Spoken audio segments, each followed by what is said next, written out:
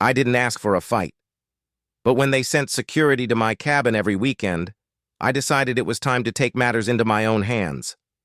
Have you ever been pushed so far that you had no choice but to stand your ground? I know what it's like. People assume they can walk all over you, make decisions for you, control your life until you decide enough is enough. It's not always about anger. It's not always about a loud confrontation. Sometimes the most powerful form of rebellion is the quiet one. When I took action, it wasn't with fury or hatred. It was with quiet, calculated precision. I had owned the cabin for years. The lake house was supposed to be a retreat, a place to escape from the noise of the city, a sanctuary where I could spend time with my family and disconnect from everything else. It wasn't anything extravagant, but it was my sanctuary. The air was fresher there, the silence profound. The sunsets over the lake were enough to calm even the most restless mind, but my retreat, my haven, quickly turned into a battleground.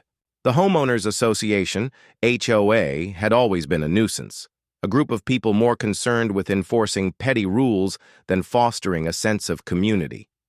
I'd always been a passive resident, not one to get involved. I paid my dues, kept my property in order, and stayed out of their way. That all changed when I started noticing something strange. Security guards. At first, it wasn't too alarming. Maybe they were just doing their rounds. After all, the cabin was a part of a small gated community near the lake, so it wasn't unusual for security to patrol the area. But the more I saw them, the more I realized there was something off about it. They weren't there to help. They weren't there to keep the peace. They were there to watch me. At first, I tried to ignore it. I didn't want to make waves, but then I started seeing them more frequently. Every weekend, every single time I went to the cabin to relax, to enjoy the quiet, there they were. I'd step out to the porch with a cup of coffee, and they'd be standing at the edge of my property, eyes fixed on my cabin like they were waiting for something. Or maybe they were just making sure I wasn't doing anything against the rules. I'd watch them, and they'd watch me right back. It wasn't just one or two guards. It was multiple teams, rotating shifts, as if they had all the time in the world to monitor my every move. This wasn't just about security anymore. This was about something else, something more personal. They were making it clear that I wasn't welcome, like I was under scrutiny. My peaceful escape had become a place of surveillance. One evening, I decided to confront one of them. I walked up to one of the guards, a young man who didn't look much older than 22, and asked, "Why are you here every weekend? What's the reason for this?" He hesitated, as if trying to find the right words. "It's just standard procedure, ma'am. HOA's orders." My blood ran cold. The HOA. Of course. "Are they paying you to do this?" I asked, trying to keep my voice steady. I didn't want to escalate things, but I needed answers. "We don't get into details, ma'am. We just follow orders." I stared at him, processing the implications. The HOA had made it a point to send guards to patrol my property every weekend for no reason other than to make their presence known. The subtle intimidation tactic was becoming all too clear. They didn't want me here. The next few weekends were the same. Security guards watching, circling, ensuring I knew they were there. I tried to ignore them, but it was becoming impossible. They were everywhere. I began to feel like a prisoner in my own home, like a criminal for simply wanting to enjoy a quiet weekend. And it wasn't just the presence of the guards, it was the mood they were creating. Every time they showed up, I felt like I was being judged, like I was doing something wrong just by existing in my own cabin. At this point, I started looking deeper into the HOA. I knew the basics. They were supposed to enforce the community guidelines, handle property maintenance, and keep the neighborhood looking nice.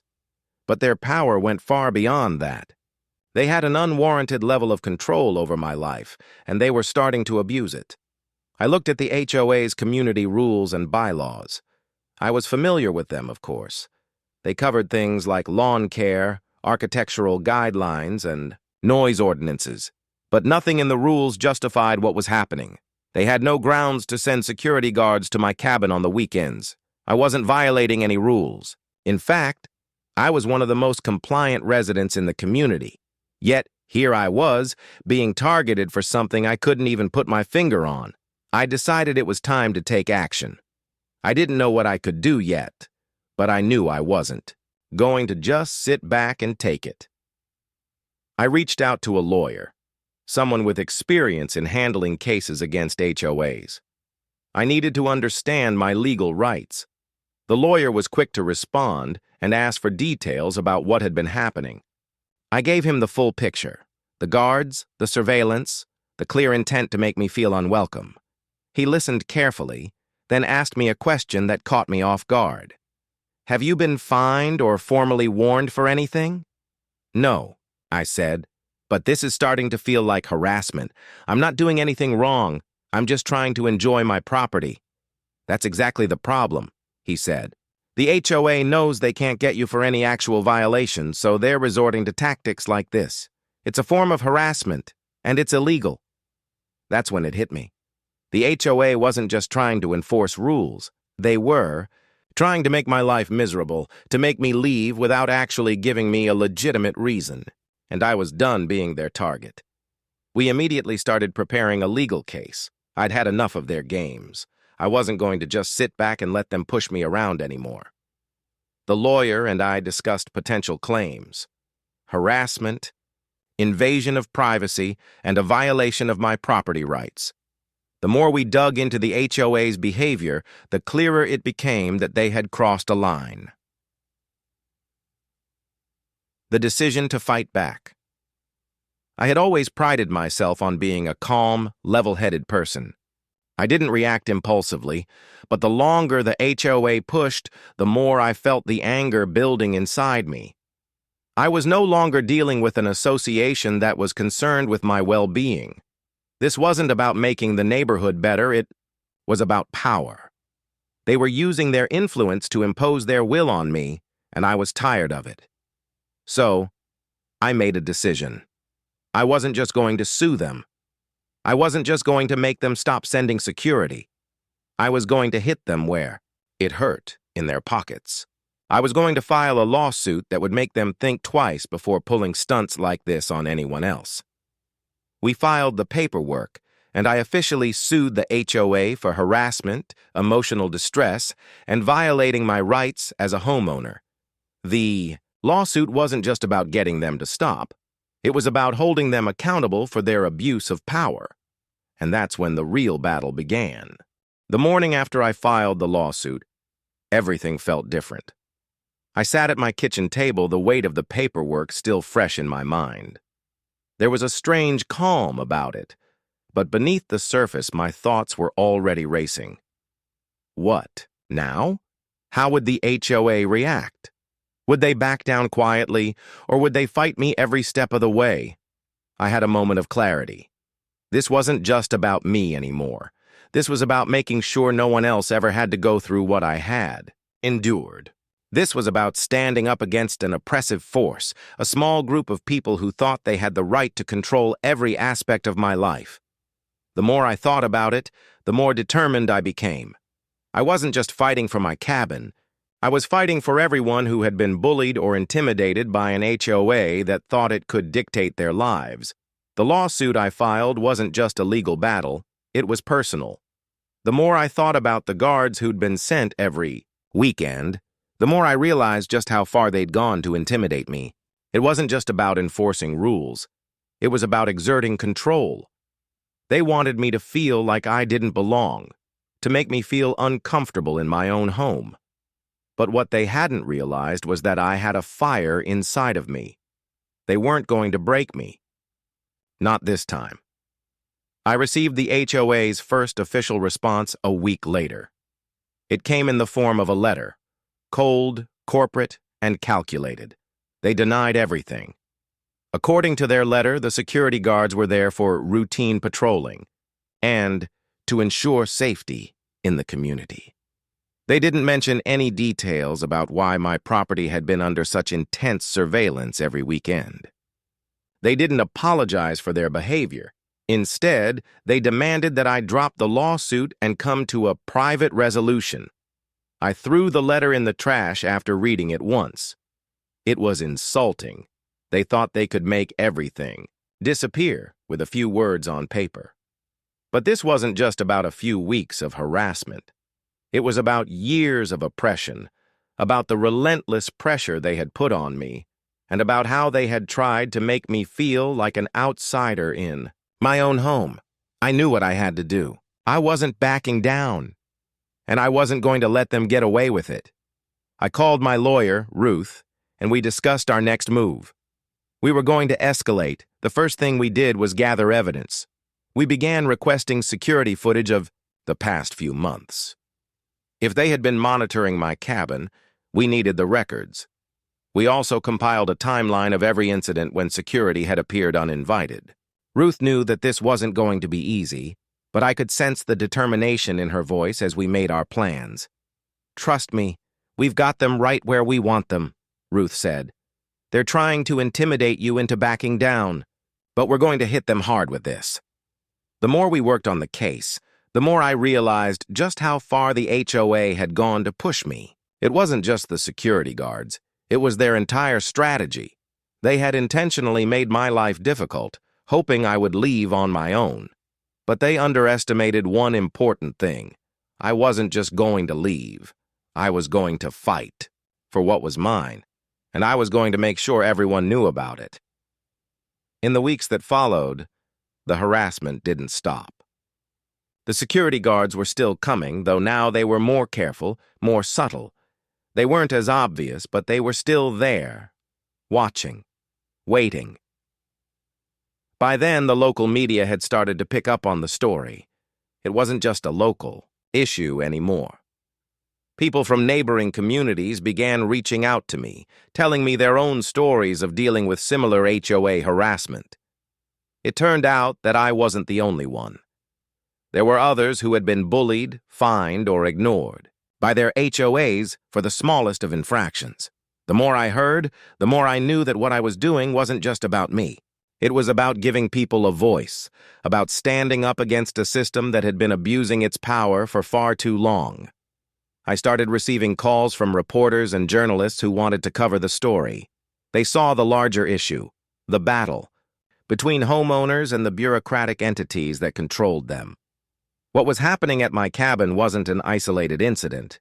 It was a microcosm of a much larger problem. As the media coverage grew, so did the pressure on the HOA. Their attempts to keep the situation private were failing, but they weren't going to give up that easily. One afternoon, I received another letter from the HOA, this time more aggressive. They had hired a lawyer. They were no longer playing games. Their letter demanded I cease and desist from speaking to the press, threatening to escalate the legal action against me if I didn't comply. The audacity of it was almost laughable. It was clear they were desperate to shut me up. They didn't want the public to see what was really going on behind closed doors. But they weren't going to succeed. I sat down with Ruth again. This time, the plan was to fight back on every front. We were going to take this to court. We weren't just asking for damages anymore. We were going to demand that the HOA be held accountable for their behavior, and we were going to make them pay. Over the next few weeks, Ruth and I prepared for the battle. The evidence we had collected was damning. The security footage we'd received from the HOA's own systems clearly showed them monitoring my property, without cause. There was no legitimate reason for their behavior. They had overstepped in every sense of the word. Ruth was confident that we had a strong case, and I had never felt more certain of anything in my life. The more we worked on the case, the clearer it became we were going to win. But the HOA wasn't done fighting either. They made an offer to settle out of court, $10,000, an offer I rejected immediately. It wasn't about the money, it was about principle. The amount wasn't going to buy my silence, it wasn't going to fix what they had done, and it wasn't going to make up for the years of intimidation and harassment. I wanted justice, not a payout. And then the real blow came. We got a new letter from their attorney, informing us that the HOA would not just be fighting this in court, they were demanding that I pay for their legal fees. They believed I was misusing the legal system and that the case was an unnecessary one. The audacity of it left me speechless. They were attempting to shift the blame. They were trying to make me feel guilty for defending myself. But it only fueled my resolve. I wasn't going to back down. I wasn't going to let them manipulate the narrative. The weeks leading up to the trial were like a slow-motion train wreck. I could feel the pressure mounting as the date for the court hearing loomed closer. Every day I pored over documents, reviewed evidence, and met with Ruth. The intensity of the situation was building, not just for me, but for everyone who had been watching this unfold. I wasn't just fighting the HOA anymore. I was fighting for every resident who had been mistreated by them. I was fighting for the right to live freely, without fear of being controlled by a group of people who thought they were above the law. Despite the media coverage, despite the growing public support, the HOA was still relentless. They continued to send their lawyers after me, trying to undermine my case, attempting to discredit my actions. But what they didn't understand was that I wasn't in this for the money, and I wasn't in it for fame. I was in it for justice. I wanted them to pay for what they had done, to be held accountable for their illegal actions. I remember the morning of the trial. It was early, just before dawn, and the air felt heavy with anticipation. Ruth had already arrived, prepared, and ready for battle. We were meeting with the other witnesses who would testify, neighbors, friends, and even a few former HOA members who had come forward, offering information about the organization's practices. They had seen the way the HOA treated people, heard the stories of harassment, and were now speaking out. I couldn't have asked for better allies. The courtroom was tense when we walked in. The judge was already seated, and the lawyers for both sides were preparing their opening statements.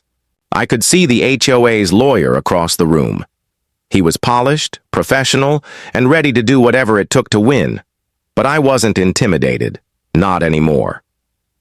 As the trial began, I listened carefully to the HOA's lawyer's opening statement.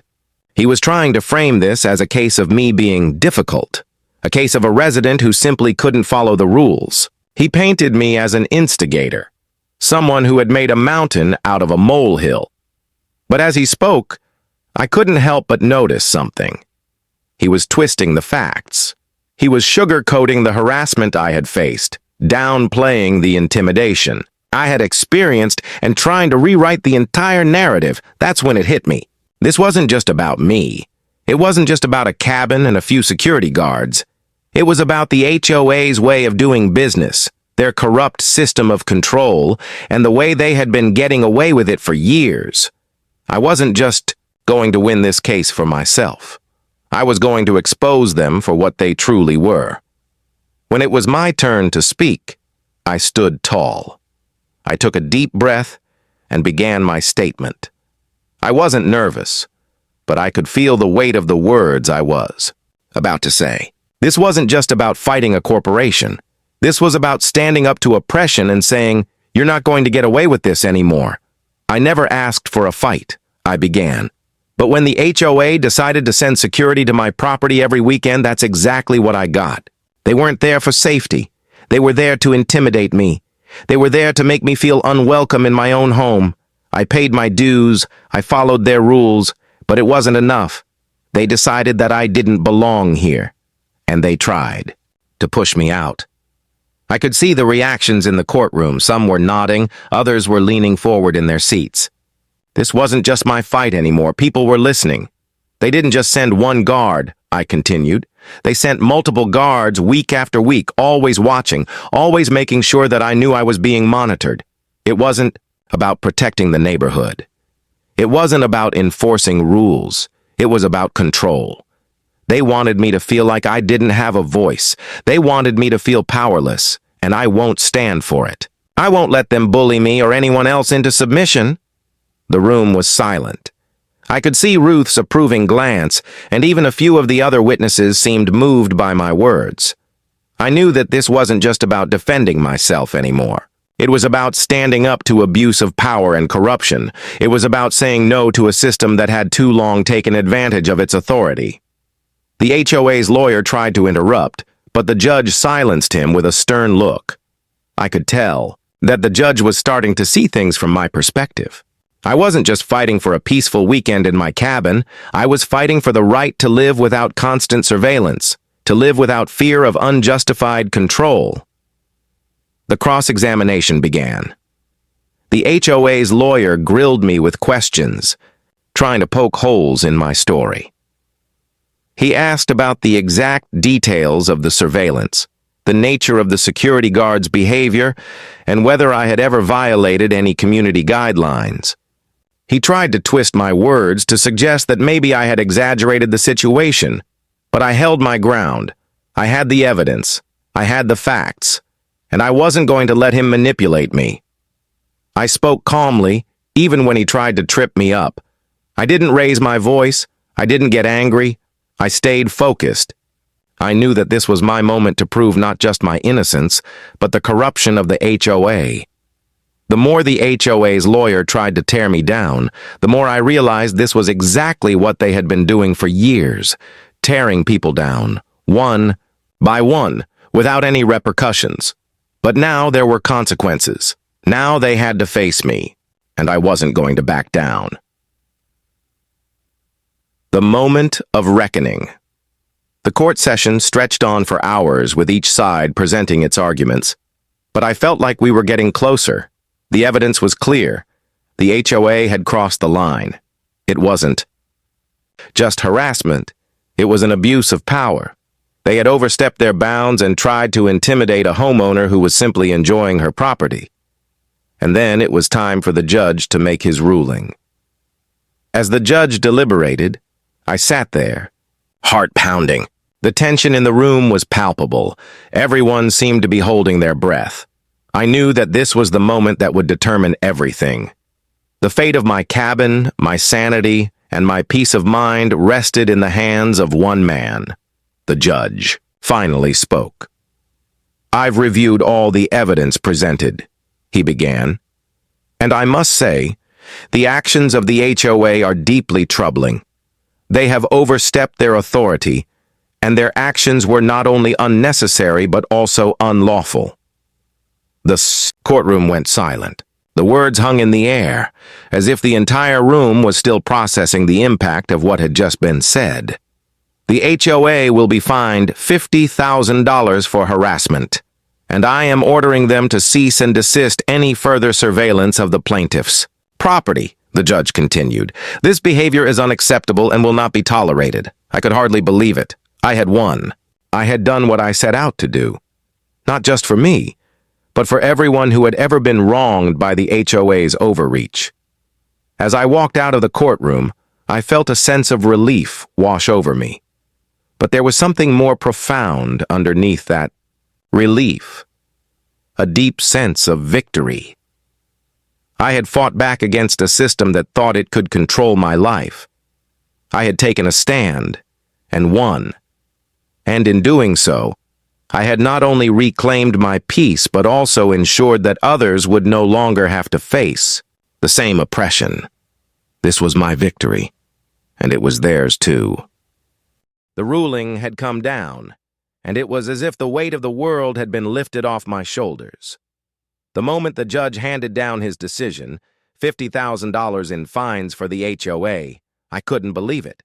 I had set out to make a stand, to fight, back against their relentless surveillance, but I never expected to have such a dramatic, life-changing outcome. It wasn't just a win for me, it was a win for everyone who had been subjugated by the power of a homeowners association that thought it could control their lives without consequence.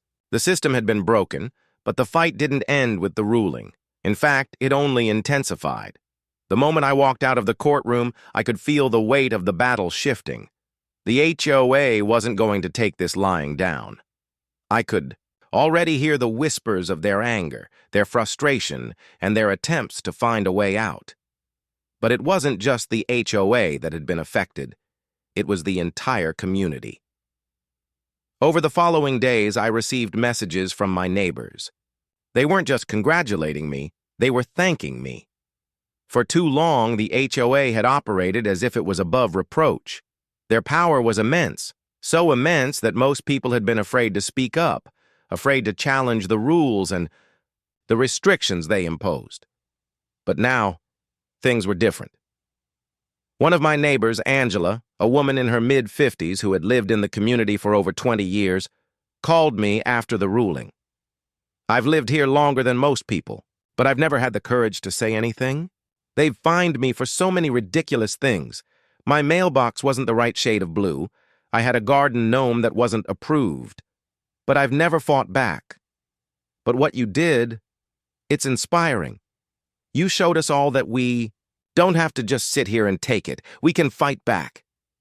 Her voice was thick with emotion, and I could hear the relief in her tone. Angela wasn't alone. There were so many people like her in the community, people who had been quietly oppressed by the HOA's overbearing rules, people who had lived in fear of fines, of judgment, of having their lives turned upside down for something as small as a garden gnome or a shed that wasn't up to code. I knew that what had started as my fight wasn't just about reclaiming my peace. It was about giving people the courage to stand up for themselves. But not everyone in the neighborhood was thrilled with the outcome. The HOA, of course, didn't take kindly to the judgment. They launched an appeal, desperate to overturn the ruling. But the momentum was on my side. News outlets picked up the story, and it spread far beyond our small community. What started as a personal battle had become something much bigger. People across the country were talking about the case. People were rallying behind me. The public. Pressure was undeniable, and the HOA's attempts to fight back only made them look more and more corrupt. Their appeal failed. The fines stuck. The community began to shift. People began to take notice, not just of my fight, but of the way we could all challenge the oppressive systems that existed in our lives. The HOA's hold over the neighborhood began to weaken. The members of the board who had been responsible for so many of the draconian rules started to realize that they couldn't continue with business as usual. People weren't afraid anymore. The tide was turning. A lasting change. Months passed, and the consequences of the lawsuit continued to ripple through the community. The HOA was forced to adjust its practices. They had to pay the fines, and in the process were made to publicly apologize for their actions. But more importantly, the HOA was forced to introduce reforms, real changes in how they handled residents and how they enforced the rules. The changes weren't immediate, but they were significant. The surveillance programs were dismantled, and security guards were no longer sent to patrol residents' properties without cause. The neighborhood's rules, once a tangled mess of petty regulations, were simplified. Residents were given more autonomy over their properties. The HOA could no longer impose unnecessary fines or harassment without legitimate grounds. And perhaps the most powerful change of all, people began to speak up. The neighbors who had once stayed silent in fear began to demand change. They formed a community group that advocated for fairness, transparency, and respect. The HOA could no longer operate unchecked, and it was clear that the residents would no longer accept their heavy-handed tactics. But even with all the changes, I didn't feel like I could simply fade into the background. I realized something important. My fight wasn't just for me, it had become a symbol for individual rights, for standing up to the systems that tried to control us. It wasn't enough to just win the case. I had to make sure that this wasn't a one-time victory. It had to be the beginning of a larger shift in how communities interacted with their homeowners' associations. I became involved in the ongoing community reform efforts. I worked with other residents, helping them understand their rights and encouraging them to stand up for themselves when they were being mistreated. I even started offering workshops on property rights and how to challenge an HOA when they overstepped their bounds. I had become more than just a homeowner fighting back. I had become a catalyst for change. The legacy one afternoon, a few months after the lawsuit was settled, I sat by the lake, the peaceful silence surrounding me once again. The Vidapre cabin, once the site of constant tension and frustration, had become my sanctuary once more. I had fought for it, not just for me, but for everyone who had ever felt powerless in the face of bureaucracy. As I sat there, reflecting on everything that had happened, I realized something. This wasn't just about winning the lawsuit or reclaiming my cabin. It was about the power of resistance, about standing up for what's right, even when it feels like the odds are stacked against you. I had taken on an institution that many people thought was untouchable, and I had won. But more than that, I had given my community the tools and the confidence to do the same. People had seen that one person could make a difference. They had seen that the status quo could be challenged, and they had learned that they didn't have to accept being pushed around. I had given them a voice. As I looked out over the lake, the sun beginning to dip below the horizon, I felt a deep sense of peace. I had won. Not just the battle with the HOA, but something more profound. I had reclaimed my life, my property, and my community, and that was a victory worth fighting for. The weeks following the ruling were a whirlwind. The quiet, personal victory I had hoped for had transformed into a cause much greater than I had imagined. The entire community was watching. People who had once kept to themselves were now speaking up, realizing that change was possible. My fight against the HOA had ignited a spark in them, but even though the legal battle was technically over, I knew that the real challenge had just begun. The HOA, as expected, wasn't going to quietly accept their defeat. They had appealed, launched counterattacks, and tried to rally their supporters. But it was all in vain. Their tactics only exposed their desperation. For the first time in years, I felt like I had finally seen them for what they truly were, bullies, hiding behind rules and regulations to control people's lives. And just like that, their hold on the community began to slip. The residents, many of whom had long felt powerless, started to understand their rights. They started to speak up. As the months passed, I continued to receive messages from my neighbors. At first, they had been hesitant to say anything, too afraid of retaliation from the HOA. But after the lawsuit, after seeing what had happened, when someone stood up to them, everything changed. Angela, the woman I had spoken to earlier, came over to my cabin one afternoon with a bottle of wine.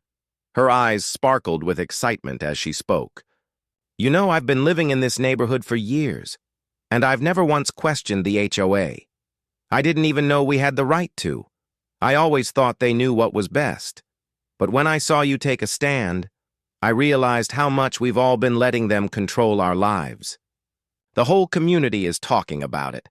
We're finally taking charge." It was a moment of realization for me. I had done more than win a case. I had shifted the narrative. People were no longer afraid to speak up. They were no longer afraid to question the authority of the HOA, and that, in itself, was a victory. A few days later, I was invited to a community meeting. The agenda was simple: how to move forward now that the HOA had been held accountable. The atmosphere was electric. People were talking openly about the issues that had been plaguing the neighborhood for years. No one was shy about speaking out anymore. The issues they had once quietly accepted were now front and center, and they were determined to find solutions. Reforms were discussed: limiting the power of the HOA, creating a transparent and fair system for enforcing community rules, and, most importantly, ensuring that residents had a say in the decisions that directly affected their lives. The HOA would no longer be an unchecked entity. It would be held accountable to the people it was supposed to serve. But it wasn't just about the HOA. There were other issues too: property rights, surveillance, harassment. All of these became topics of heated discussion. The community wasn't just talking about how to make things better. They were taking action. I was proud to be part of it. I had inspired them. My actions had shown them that they didn't have to accept the status quo. It wasn't long before the changes began to take shape. The first of many meetings with the HOA board was scheduled. Residents were now part of the decision-making process. They could voice concerns, ask questions, and demand change. They were no longer passive bystanders in their own homes. The power dynamics had shifted. At the same time, I continued to receive support from outside the community. Local media outlets continued to cover the story, broadcasting it as an example of what can happen when a single person stands up to a larger system. The public reaction was overwhelmingly positive. I started getting invited to speak at events, to share my story and talk about the importance of property rights and individual freedoms. I never imagined that something so personal could grow into something so big, but I realized that the message was far-reaching. People everywhere were looking for a reason to challenge the systems that controlled their lives. And as for the HOA, they tried to regroup, to hold on to their power, but it was clear that the tide had turned. Their attempts to intimidate me, to manipulate the situation, had failed. They had been exposed, and their credibility was shattered. They could no longer pretend to be the benevolent rulers of the neighborhood. They were simply an organization that had lost its way. One afternoon, I received a letter from the HOA's new management team. It wasn't much, but it was significant. They offered an apology for their actions, acknowledging that their behavior had been excessive and inappropriate. They promised to work with the community to create a better environment moving forward, one that prioritized transparency and fairness. I knew that change would take time. I wasn't naive enough to think that one victory could completely overhaul the system. But it was a start. The letter marked the first step in reconciliation, not just with the HOA, but with the community as a whole. It was a reminder that even the most entrenched systems could be challenged. The cabin reborn. As the dust settled, I returned to my cabin. The feeling of peace that had once been stolen from me was slowly returning. I'd fought for it. I'd fought for every person who had ever felt silenced, dismissed, or bullied by a system that thought it could control them. The weight of those weeks, of the legal battle, of the harassment, of the frustration, was finally lifting. I sat on the porch, watching the lake shimmer in the early morning light. It was the same view I had always cherished, but now it felt different. This was more than just my cabin. It was my victory, my legacy, and it was a victory for everyone who had ever faced the tyranny of a homeowners association or any other authority that thought they had the right to dictate how we live. My phone buzzed in my pocket, interrupting my thoughts. It was a message from Angela, one of the leaders of the new community group. "We did it," the message read. "The HOA is officially restructured. We're moving forward with a new plan for the neighborhood. Thank you for everything you've done." I smiled, feeling the weight of it all. It was done. The change had happened, and I had been a part of it. The cabin, once a place of stress and conflict, had become a symbol of something greater, a symbol of resilience, a symbol of hope. And as I sat there watching the lake, I realized that it wasn't just about winning the case, it was about what came after. It was about the legacy I had created and the ripple effect it would have for years to come. As I looked out at the calm water, I couldn't help but feel a deep sense of satisfaction. The fight had been long and, at times, exhausting, but in the end, it had been worth it. We had won, not just for me, but for everyone who believed that they could stand up to injustice. We had shown the world that we wouldn't be silenced. We wouldn't be pushed around. We could take on the system, and we could win. The HOA had tried to break me. They had tried to take everything from me. But in the end, they had only made me stronger, and in the process, they had changed everything.